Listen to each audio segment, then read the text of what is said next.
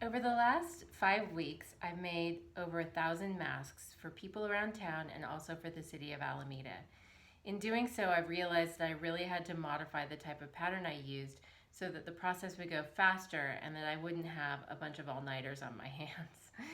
So this video is about how I incorporated efficiencies into the process so that I could make 500 masks at a time fast.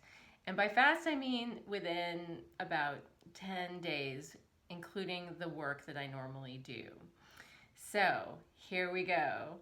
Efficiency number 1, we modified the pattern. I started with the Kaiser 2-layer mask pattern. I will link my tutorial to that in this video below. And I changed the pattern very minimally. The thing I basically did was remove the straps that it had, and I created a different type of pocket on the side. So it's a pocket binding casing, and this allows you to do all sorts of things. So you can have elastic around the head, elastic around the ears, or you can do a knit t-shirt, a drawstring that goes through the casing and is adjustable. I batched all of my processes. So that means I did all of my cutting, or most of my cutting. I cut out probably 100 to 200 masks at a time, and then I batched my sewing. I started with each step in it, and I just did it back to back, and I'll show you how to do that in a few minutes. And the last thing that I did was I created a template for the pleating. And that was a step that really took a lot of time, and creating a template made it go a lot faster.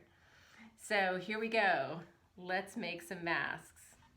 The first thing you're going to want to do when you start cutting is to get your fabric all ironed first. I started with 4 yards of fabric because it was easy to wash and then iron, and it wasn't too unruly. I found that you could get about 40 masks from every yard of fabric. And that includes the main pattern and also the little binding that goes on the side. So let me explain what we're going to do first, and then I will get to work and show you how I did it all. So for cutting, I have 44-inch wide fabric that was washed and ironed, and at the moment I'm going to straighten it out here in a minute, but this is folded in half with the wrong sides together, but it doesn't really matter if you have wrong sides or right sides as long as the selvage edges are together. And the pieces measure 15.5 by 7.5 and 4.5 by 2.5. How we do that is it's a process. When we start cutting out our masks, we will use a 24 by 36 inch mat for cutting. I have it's the lip edge ruler, and as you can see, it has a lip on the edge, and that makes a huge difference when you're cutting. And this one, it measures 5 inches wide by 24 inches long. So it is the same width almost as my mat. And I also use a rotary cutter. Using a rotary cutter and a mat makes your cutting go a lot faster. So to start, we are going to fold our fabric in half lengthwise so that our selvage edges are together. And if you need to get the grain right so it's laying nice and smooth, what I do is I just sort of give it some air and bring those edges together. Then I smooth it out like this so there's no wrinkles. I start by lining up the selvage with the grid, sort of in the middle of the 24 inches. And I cut my first cut to get a nice crisp edge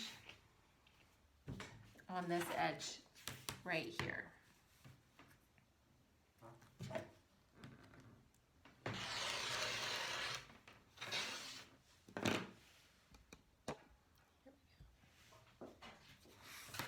So this mat is beautiful in that you can use the measurements on the mat, and I'm going to turn mine around because the measurements aren't quite right. I want the smaller measurements here going to bigger. So,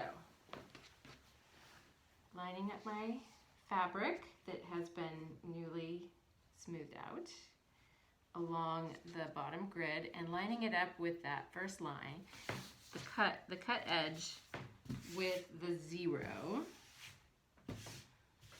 smoothing it out even more. My first cut will be at 15.5 inches. That gives us the height of the mask, the 15.5. So we'll line it up. I've got the lip right on the edge of the mat, and I'm making sure I have 15.5 on both the top and bottom. And I cut one of those, and then I come down to 31, because 31 is 15.5 times 2. I cut one of those. At this point, I also cut another cut 2.5 inches from the first edge. So it'll be, or from the 31 inch, so it'll be 33.5.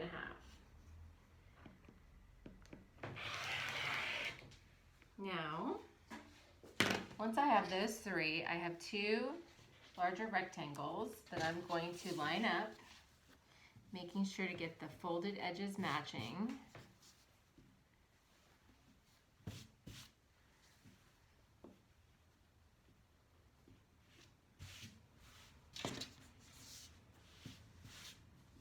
And that sometimes takes a little bit of fussing, but you want those folded edges matching just as best you can. And then you're going to line the folded edge up with the 0 and the cut edge with the grid. Our first cut is going to be 3 3/4 from that folded edge, and that will give us 7.5 when it's folded out completely. So 3 3/4, make sure the lip is on the edge of the mat and you have 3 3/4 at the top and the bottom, and you go through those 2 layers. Then you're going to slide this down to the 0 again, cut along the 7.5,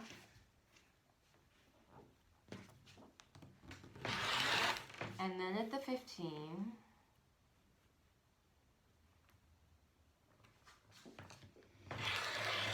and then at the 17.5 if you can. Now, if your fabric, when it shrank, mine actually is just right at the 17.5.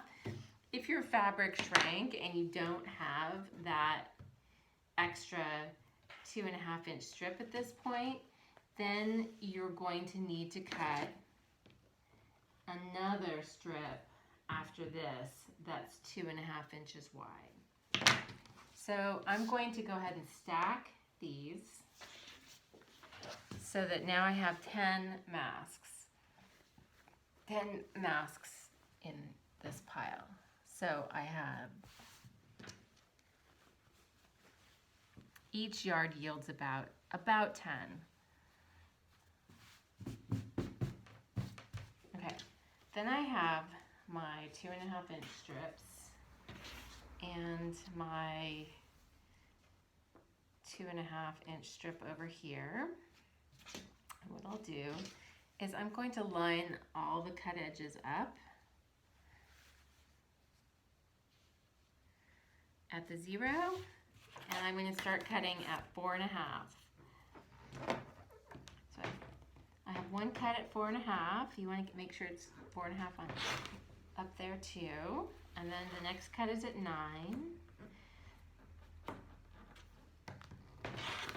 The next cut is at 13.5. And the next cut is at 18.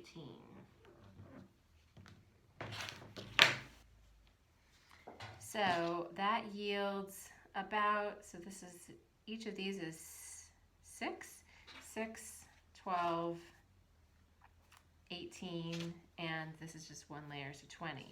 So we need 20 of these small pieces, which are measured 2.5 wide by 4.5 long, to every 10 masks that we have. And this is the waste that I had left over from that. So not very much, really, considering. And then we move on to the rest of the 4 yards. So there's about 3 yards left. Now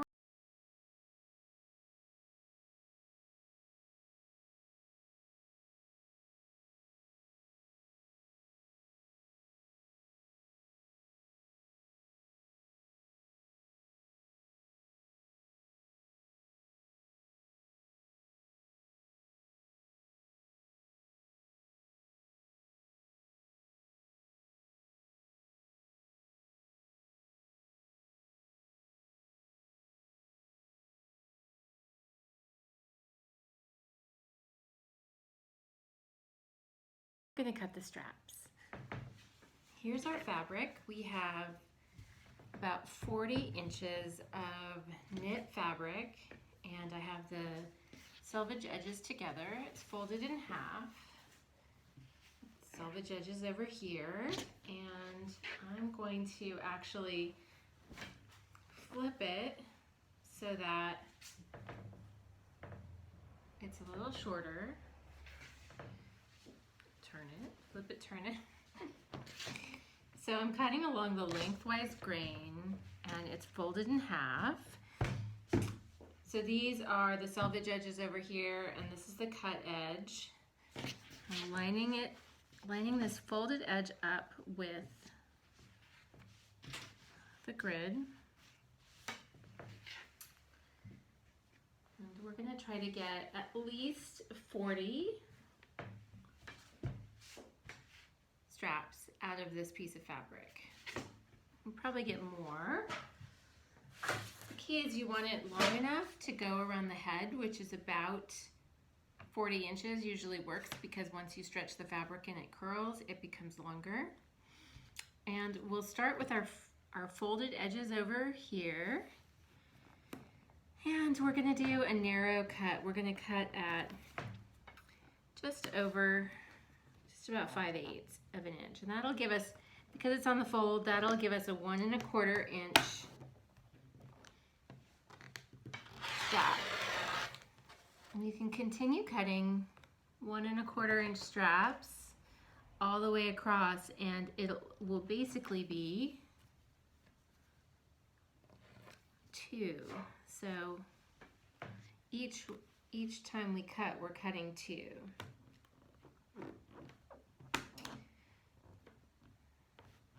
So I'm going to actually make them 1 1/8, because 1 1/8 seems to fit through the pocket just a little bit better. I think I'm also going to switch out my rotary cutter to a sharper rotary cutter. Here we go. So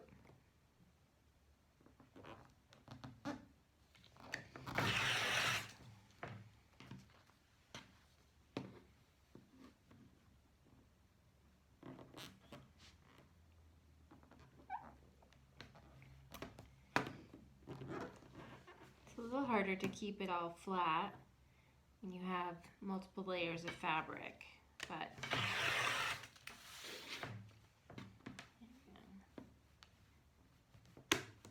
we can totally do this.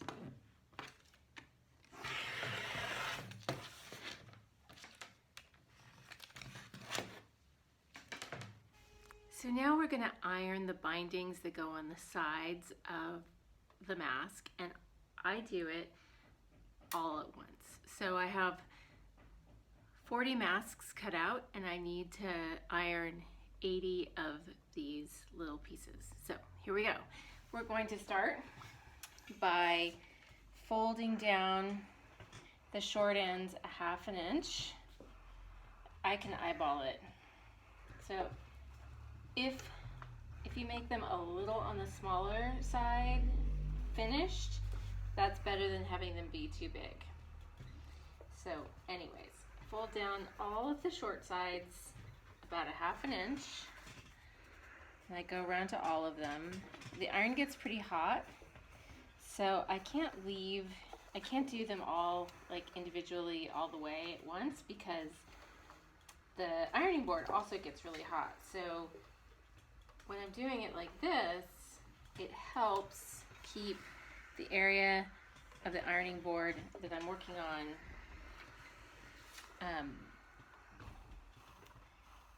cooler.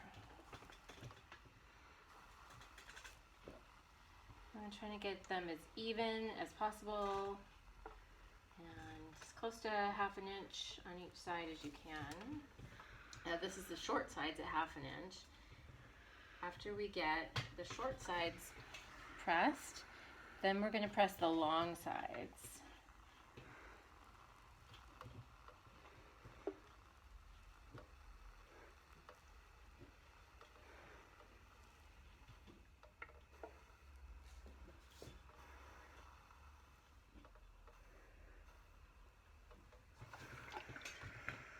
Okay, so now that we have the short sides pressed, we're going to press, and it looks like this. So we have the short sides pressed back, 1/2 inch each side. Then it's time for the long sides, and they get pressed back kind of a fat 1/4 or a skinny 3/8.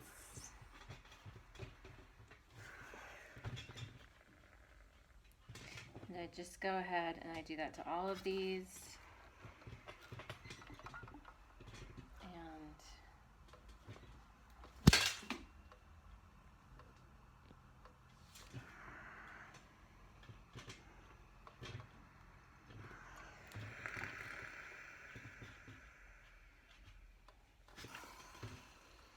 While I have the iron on one, I can move over and fold up another one. Again, moving around the iron so I don't leave it in one place for very long. It really helps keep the ironing board at decent temperature so your fingers don't get too hot.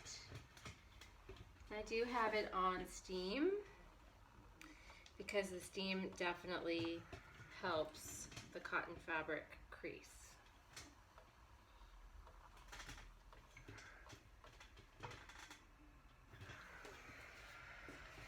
Down here, I'm just moving around the ironing board, getting all of these pressed.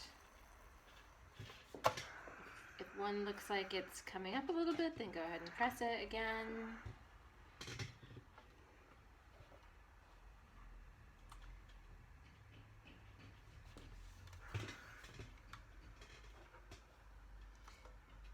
And this is just part of my batching process. Once I've finished doing these, I will move on to do another bunch until I finish all 80 of them for my 40 masks.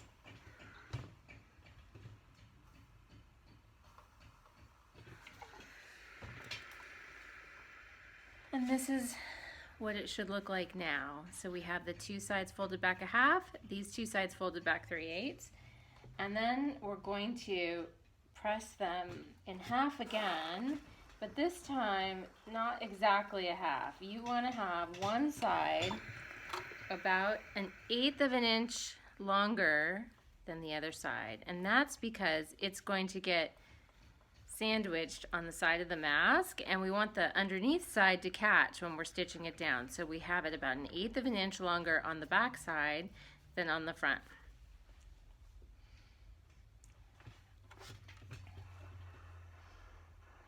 Again, moving around the ironing board until I'm done.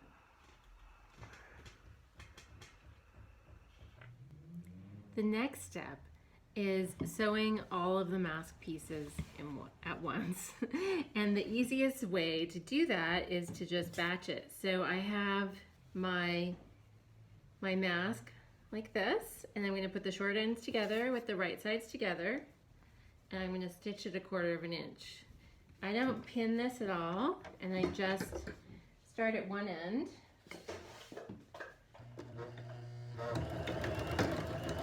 I so 1/4 of an inch from the edge, and I back stitch when I get to the other end.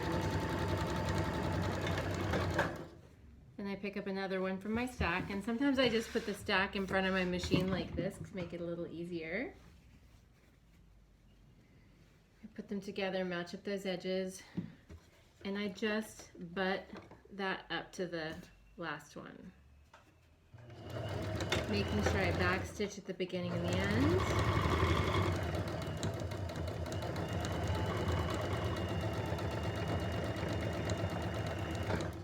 And I continue doing this until I have all 40 sewn.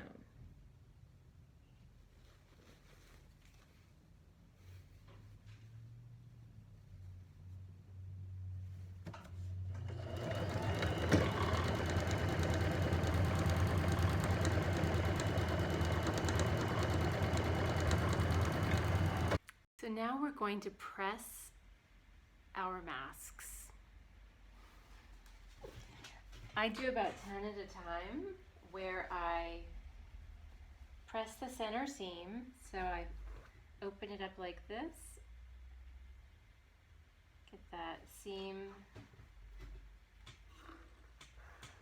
pressed open, and I just keep them stacked like this until I have about 10.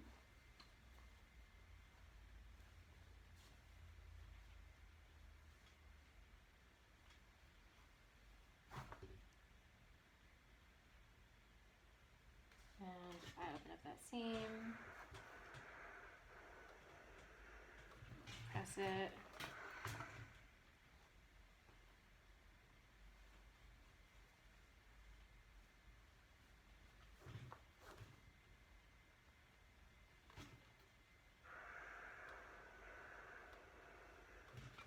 press that seam, and then once I have 10, then I'm going to go ahead and turn them right side out and press that seam right on the edge.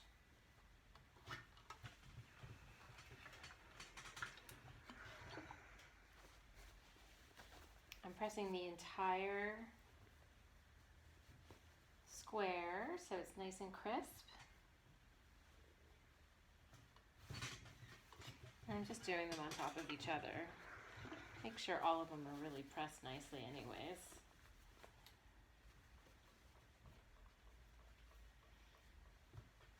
And I continue this until I have all of them pressed.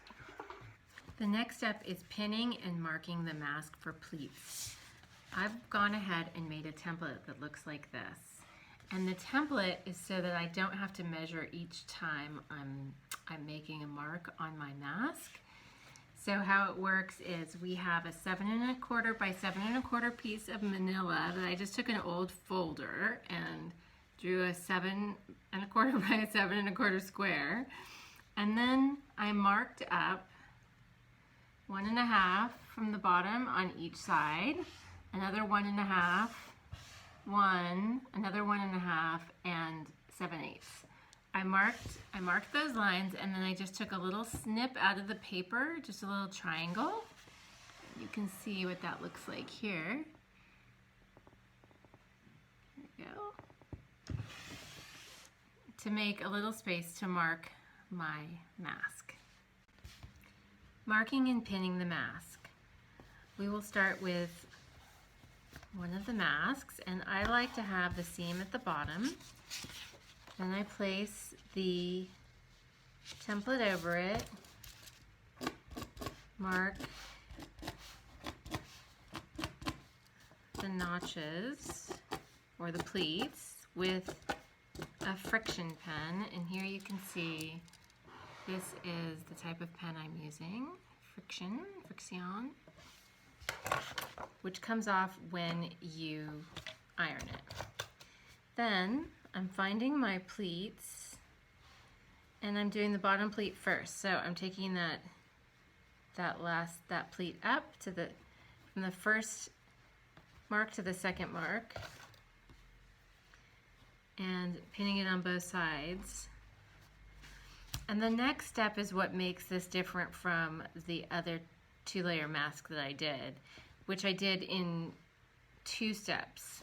So with this, we're taking the third line up and matching it to the fourth line, and then matching it to the fifth line. Pinning it on both sides.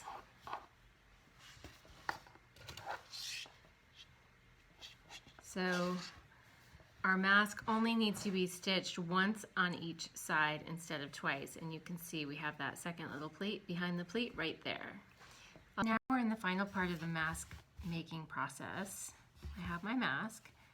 This is the top edge where the pleats are, the double pleat is.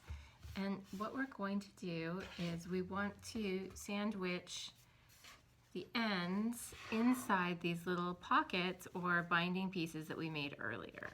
So here are our binding pieces, and they look like this. Remember, we made these. So the back side is just a little bit longer than the front. And what we're going to do is we have this front in front of us, and we're going to open up the binding, put the back here, and I'm probably putting about 1/2 inch inside that pocket. And it works much better if you pat it down. And I'm just making sure that mask is inside the binding and that the pins are catching on the back side as well. I'll repeat with the other side. So again, the longer side goes in the back, and you can cut off your hairy bits if you need to, but that is also one of the steps we are omitting in this, is doing the trimming, because it takes a lot of time to trim. But if you need to cut off the hairy bits, then by all means, cut them off. Okay, and then we move on to another one. One step in finishing our mask is adding the drawstring. So here we have our mask, and here we have our drawstring. Now this one I've already gone ahead and pulled tight. So when you first cut it, it looks like this. It's flat, but when you pull it, the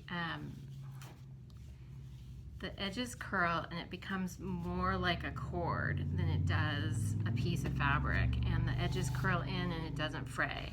So that's really awesome. So what we're going to do is we're going to attach it to a bodkin or a safety pin, and I have this kind of bodkin, which is fantastic.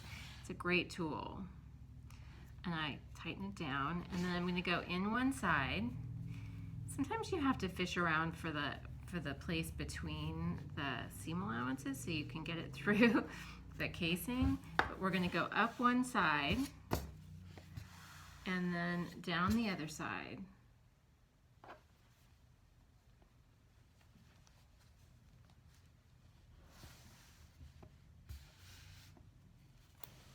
And we're finished with our mask.